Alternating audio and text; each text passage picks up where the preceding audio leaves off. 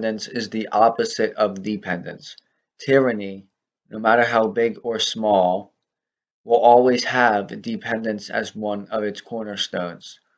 This is why the collapse of a regime like the Soviet Union can cause immediate harm in the short term, and why you will always hear the argument, well, X or Y provides for a number of people, or will provide for a number of people, therefore, if you don't want it, you're saying fuck you to each and every single of those people.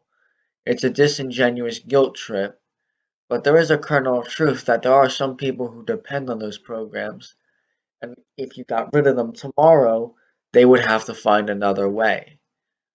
The North Korean government, which most of us on the site agree is bad, if it collapsed tomorrow, the life of the average person would get worse because the state that which they've been made dependent to would completely disappear.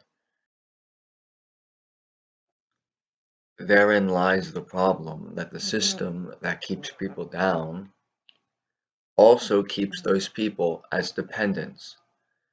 Milei appears to be aware of this, as his timetable to unravel all the damage spans an entire 1.5 decades.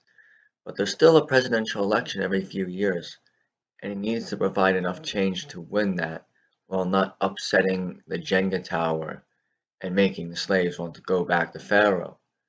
It's also to note, it's of interest that Argentina internationally is dependent on China for trade, and Milei recognizes China as a backward state, and he would like to move away from it as well.